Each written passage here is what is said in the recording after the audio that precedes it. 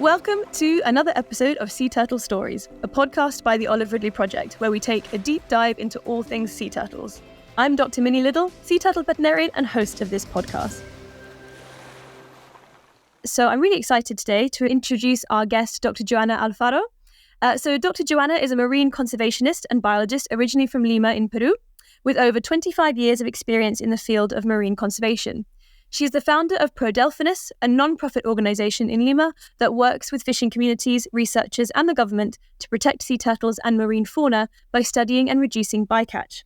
Dr. Joanna is also a professor at the Universidad Científica del Sur and is extensively published within the field of sea turtle conservation, specifically focusing on bycatch. So you've done so much amazing work into fisheries. We're really excited to be able to talk to you today. Welcome, Dr. Joanna, and thanks so much for being with us. Yeah, thank you. It's a pleasure to talk about turtles always. Always. Pretty much my number one favorite thing to do. So amazing. So I guess to get us started, I would love to define some terms here. What exactly is bycatch, and why is it so important that we study it in the context of sea turtle conservation? Sure. So whenever the fishermen go to fish, and they will send the nets looking for what we call the target species. This target species could be anchovies, could be mackerel, could be octopus. But when they send the nets, there is always a species that are not the target catch, the target species that they are looking for. Sometimes these fishermen can catch a turtle, and that's obviously not something that they want. And that's what we call this incidental catch or bycatch. Bycatch could be turtles, seabirds, mammals. But for this call, we can talk and try to explain a little bit more about turtle bycatch.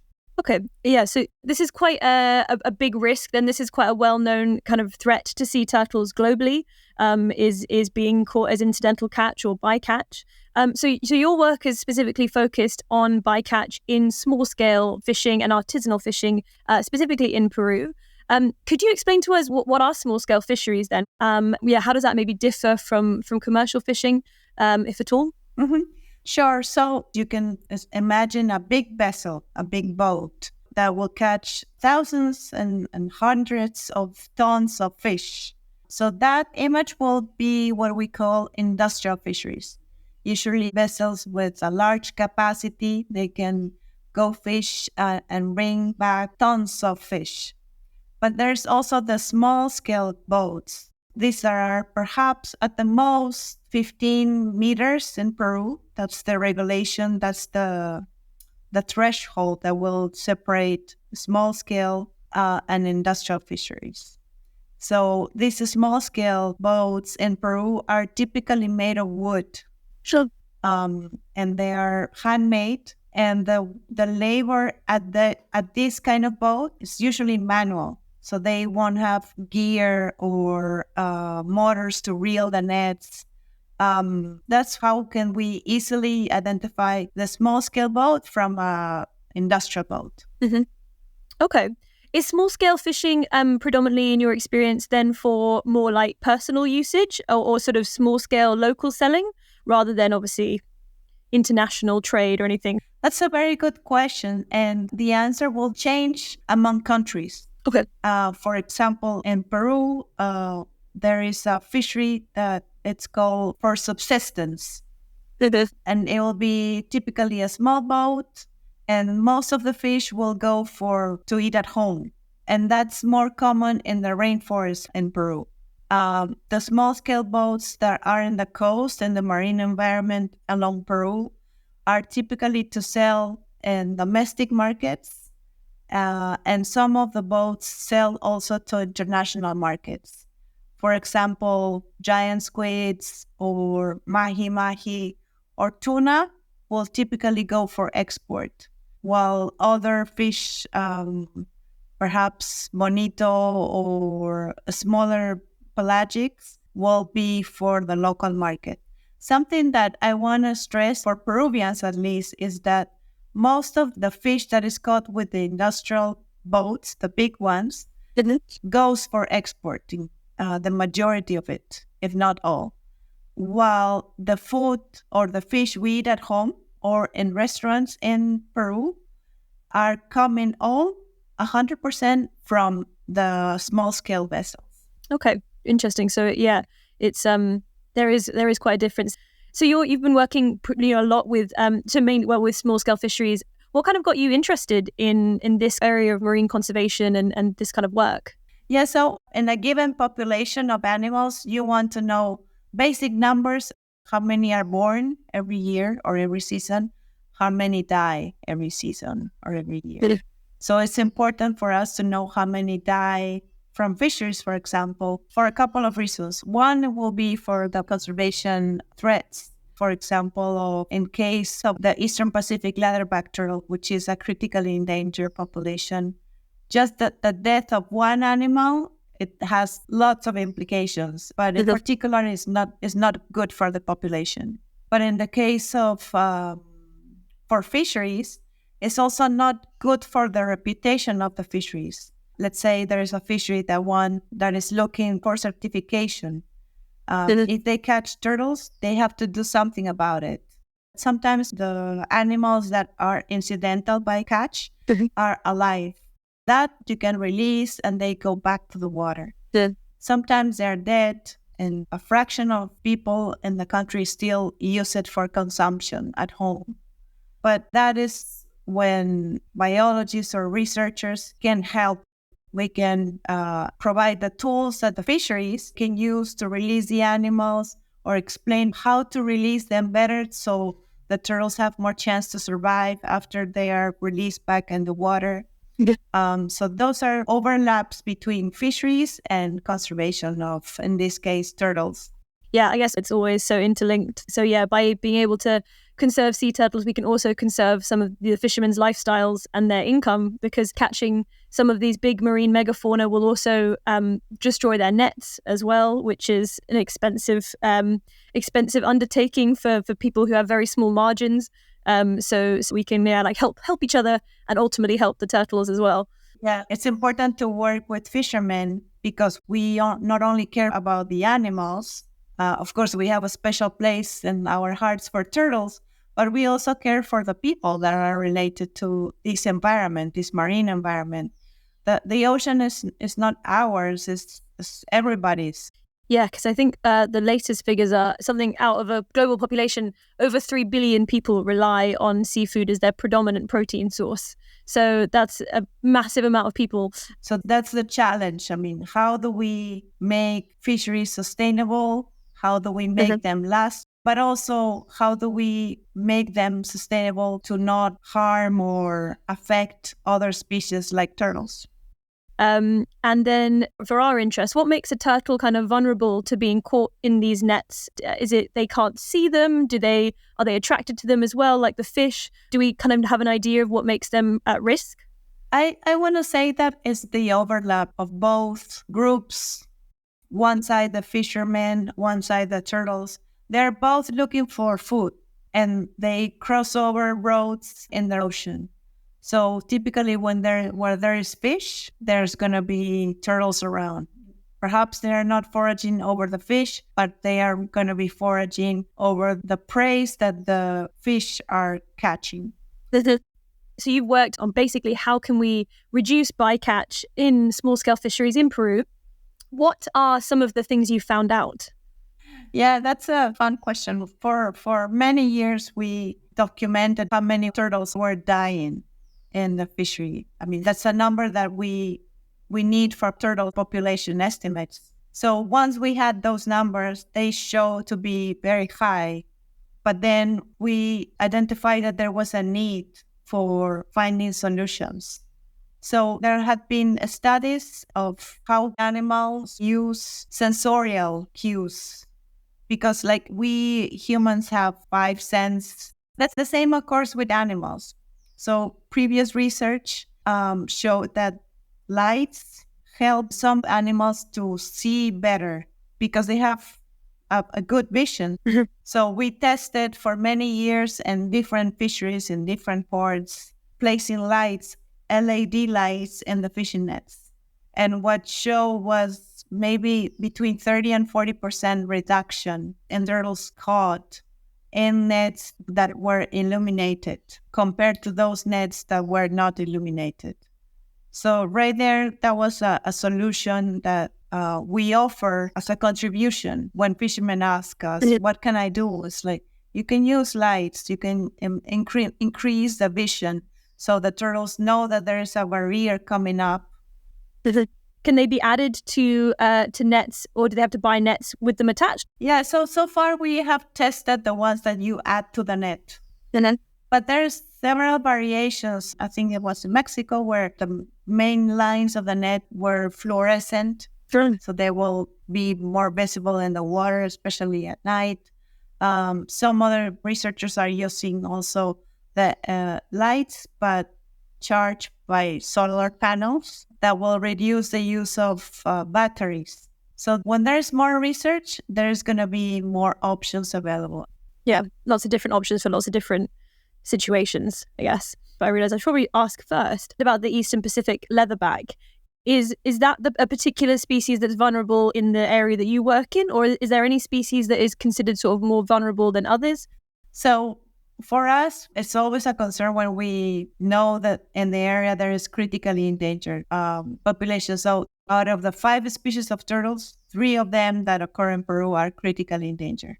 Leatherbacks, hawksbills, and loggerheads of the South Pacific. Leatherbacks, we know they're nesting in Mexico or in Costa Rica, and they come down to Peru to forage, and that's when they will get incidentally caught. In the case of loggerheads, that's a very compelling story because they're born in Queensland in Australia. Oh, wow. And then they cross the Pacific to forage in Peruvian waters. And they are going to go back to Australia only when they become subadults or larger sizes. So those are the species that whatever we can do to help their survival, we have to do it. So then in that case, are you finding more adult leatherbacks and juvenile loggerheads? Are we finding very different life stages being at risk in this area? So in the case of loggerheads, most of the ones that are caught in Peru waters are juveniles. Very few subadults, very few. The leatherbacks, the majority are still juveniles and subadults, and a small fraction of adults. But all of them are going to be interacting with a fleet of small-scale fisheries. It's interesting because sea turtles are truly global citizens. Poor little baby loggers. That's such a long way for them to go, isn't it? It's amazing. They've come from Australia and they're really very cool how far they travel. I know. That's like 5,000 kilometers right there. And of course, obviously, it's pretty devastating only to be caught in a net when they've reached their destination, which is obviously what we'd like to try and avoid. Yeah, I know. But those stories about migration is very interesting also for fishermen because they see turtles and they have no idea where they're coming from. But once you tell them, look, this animal is coming all the way from Australia, so you better do something to release them fast and help them. Then they understand. It's pretty incredible. Yeah, I guess sometimes people just wouldn't be aware. Yeah, true. Okay, yeah. So then you mentioned before about like a lot of sea turtles actually can be released from incidental catch. They can be alive and they can be released. So obviously then bycatch doesn't always lead to mortality. But what are some of the ways to prevent mortality in turtles that have been incidentally caught? What can the fishermen do to prevent that? Well, there is the surface nets, the midwater, and the bottom ones. Usually, if a turtle is trapped in the midwater or in the bottom ones, they drown because they can go up, dragging the whole gear to the surface. The turtles that are caught in the surface nets, they have typically more chance to be alive because they can still breathe in the surface. And the same will happen with surface long lines. Because they're in the surface, the turtle can also hang by the surface area to breathe. So fishermen cannot do much on the way the turtle is caught. But what they can do is they can release them as fast as possible. If it's a healthy, very vivid animal, release them as fast as possible because they will have more chances to go back to the water instead of being stressed in the boat. Another thing they can do is there's techniques on ways to hold the turtle. Like, don't hang them by the flipper, or be careful with the area of the head and the neck. There are ways to hold them properly so they can have more chance to survive once they go back in the water. Would you say the biggest cause of the mortality really is that the turtles actually drown? Yeah. So that will be the biggest. And then another one could be how injured it is. If the hook, for example, went through the roof of the mouth, is closer to the brain area, so maybe that's not an ideal situation. But if the hook, for example, is in the tip of the mouth, it's more easy to remove the hook, for example. You are listening to Sea Turtle Stories, a podcast about all things sea turtles, brought to you by the Olive Ridley Project. You mentioned before at the beginning how sometimes bycatch can maybe turn into normal catch. Do the fishermen sometimes keep the turtles that have been accidentally caught for consumption or commercial use in some way? Yeah, this still happens in some regions. In the central and the north coast, there's still beliefs that turtles will bring medicinal uses, like for if you drink the blood, it's good for anemia. Or if you rub the oil, it's good for your joints. It's this side of misconceptions or wrong information or something they learn from their parents or grandparents that has remained into their families, unfortunately. I suppose you worked really closely with the fishermen, and it's obviously a super important part of any conservation effort is to engage those key people involved. Did you find that fishermen were quite open to mitigating these sort of risks? Were they, I guess, on board and kind of understood the work you were doing, or did you find any resistance? Yeah, so that's a very interesting question. I think in general, I could say that older generations have more fixed set of minds than the younger generations. And in general, being a fisherman is like any other profession. There are professionals that are very good, like right on top of things, and there are professionals that are not so good. So maybe it will be harder to pass on the message or to make them attend to workshops. And I have seen a change over time, in fact. And also because there's better regulations these days, or there is international treaties also that support these conservation measures. Okay, interesting. You've done some research where you've kind of actually obviously had to measure the amount of bycatch taken, so you've kind of been there observing. Are there sort of audits like that?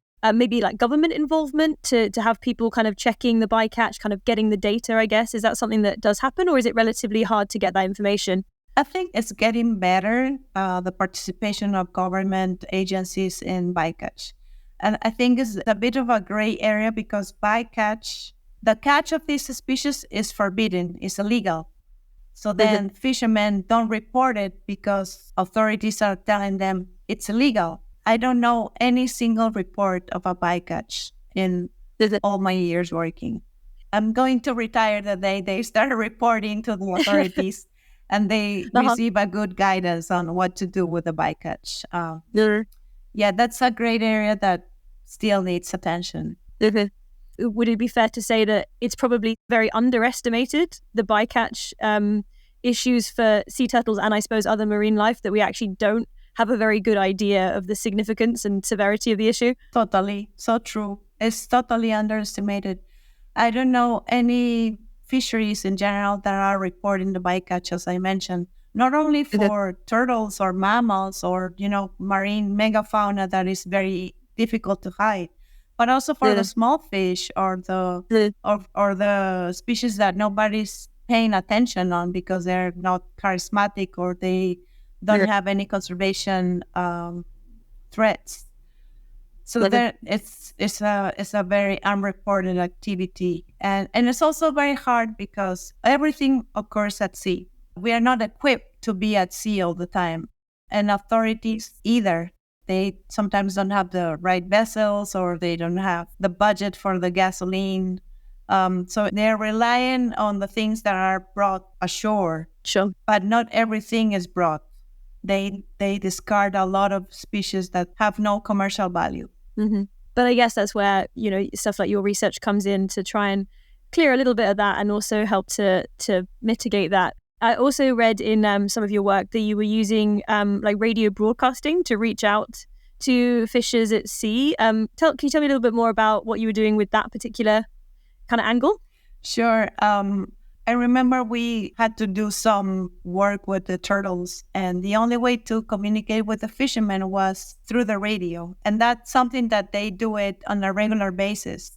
The families want to know how their husbands are doing or how their sons are doing at sea, because they will go to fish for 2 weeks, 3 weeks sometimes. So they want to know if everything is okay. So some vessels have this radio, and at the ports, there's also a station, and they will communicate not only to check about everything is okay or not, but also when there's failure of the vessel, the motor crash sometimes, or if somebody is sick, or if they want to know the price of the species they caught. Is it a good price there, or they better go to another port? So we realized that was a good way to communicate with the fishermen when they were at sea. And at sea, they seem to have more time to relax than when they were on land, where they just want to be at home resting with their families. That they don't want to come to a workshop if they have 3 days of resting. They don't want to waste an hour to go to a workshop. So this was a good balance for us, to a good venue to that we identify. This is a good time. We identify the best hours to communicate with them. And we had great stories. I mean, there was a guy, his boat was adrifted, and we were the only ones to communicate with them. So as soon as we heard the boat has been broken for 3 days, they needed to get in touch with their families and with their authorities. So we did those calls. A boat was sent to them to help them. And we met them months later. We were doing some sampling of sharks, and this boat brought a lot of sharks, but they wouldn't let us touch them because they said, "Oh, you're gonna damage my fish."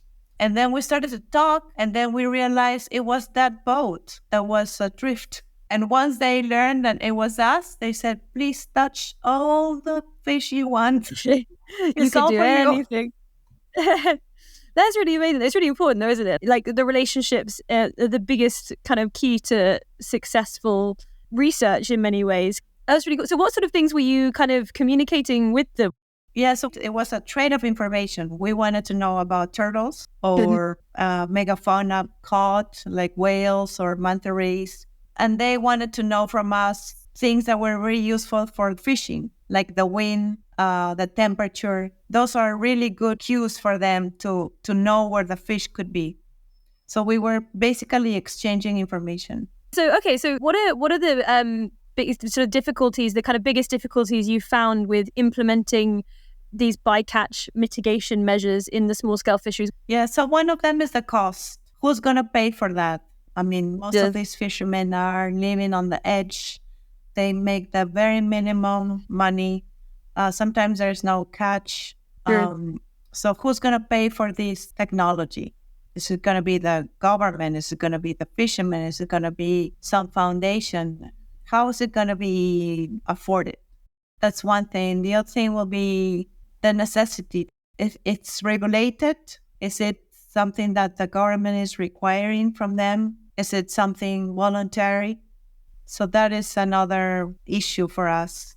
And then also when you think about scaling up, that becomes more tricky because there's about 20,000 vessels. That means thousands of equipment. And sometimes you will have to import those things from out of the country. And I mean, it's basically going into a full business to import those devices. Yeah, it is difficult when a lot of these implementations are down to, like you say, people who are not necessarily making enough money. But I suppose that's where we hope that government, who are also getting involved with research, may be able to support that and assist that, because it is very much no one single person's problem, I guess. We all need to kind of work together to do that.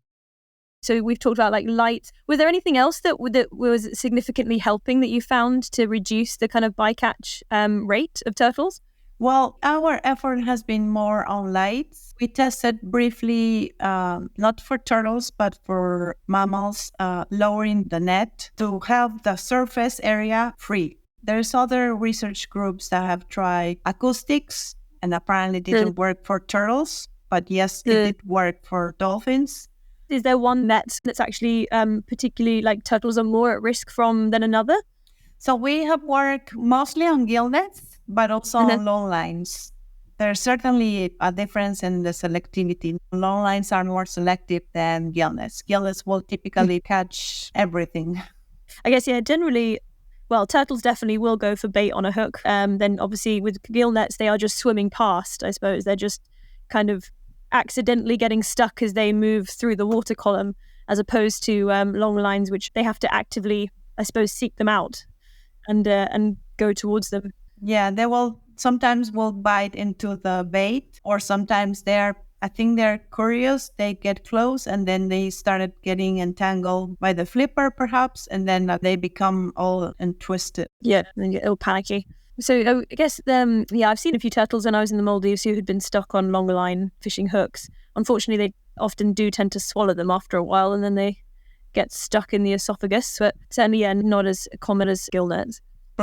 So your career has sort of spanned over the last kind of 25 years of marine conservation. Have you worked with fishermen that whole time? Has that always been a feature of your research? Oh, yeah.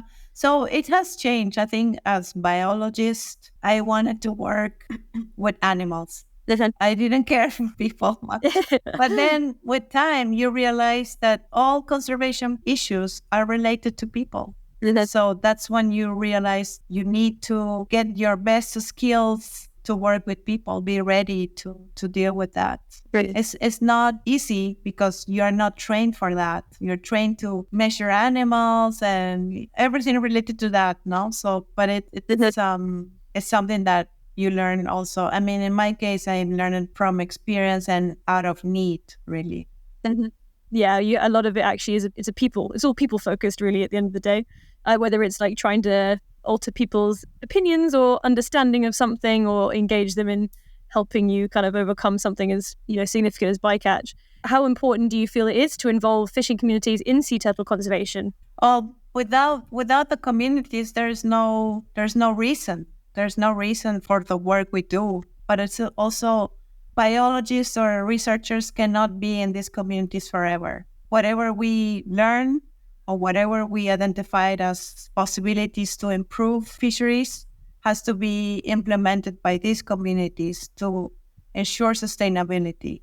It has to be adopted and owned by the community and adapted to the way they wanted it to be, to make it feasible and real and at the long term. That's really true. Everything has to be longer term, I guess. Have you seen a shift in the kind of perception the fisher community have towards conservation, or sort of any changes over the time that you've worked with them?